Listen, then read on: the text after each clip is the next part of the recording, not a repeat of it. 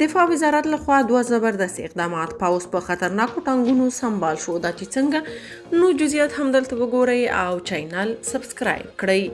په 314 مرکزي قلوردو کې 20 ارادي چاینداره ټانګونه ترمیم شول. دفاع وزارت ویلي د 314 مرکزي قلوردو د دوهمې پلې لیوه اړوند په دریم زاري دار کنډک کې 20 ارادي چایندار ټانکونه چې له فعالیت څخه لوېدلي وو ترمیم او محاربې ته آماده شول. خبر پاڼه کې راغلی چې دفاع وزیر ملا یعقوب د پوځي وسایطو د ترمیم جدي امر کړی. د یادونې وړ ده چې دا ټانکونه د ډاکټر نجیب د حکومت پر مهال د پردي پاله تشپنوم مجاهدینو لخوا کباړ شوي وو. دوهم، په ختیځ زون کې د 201 خالد بن ولید قلوردو له لوري ګڼ شمېر وسلې ونیول شوې.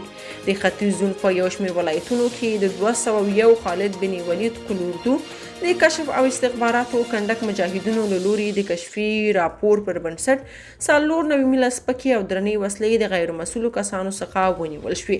په دغه وسلو کې یو شمېر پیکاوې، کلاشینکوفونه، M14 تومانچې، مارکول او ضربه‌يي چرهیز ټوپکونه شامل دي.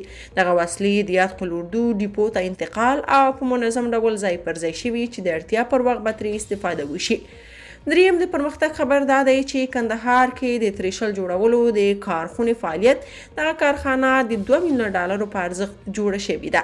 د دغه کارخانې مشر عبدالباقي تلوني مستوایي چې له تیرو 6 کلونو راهیسې تریشلونه جوړوي او تولیدات یې تر ایراني او پاکستاني هغو ډیر ښه دي. عبدالباقي وایي چې نرخونه د بهرنۍ تریشلونو پرتله ټیټ او کیفیت ښه دی، نو ځکه د هیواد په ټولو ولایتونو کې زیات پیرودونکي لري. نوموړی وایي چې هره ورځ 8 دانې تریشلونه جوړوي. که تاسو په دې اړه څه نظر لرئ په کومنټ کې شریک او چینل سبسکرایب کړئ.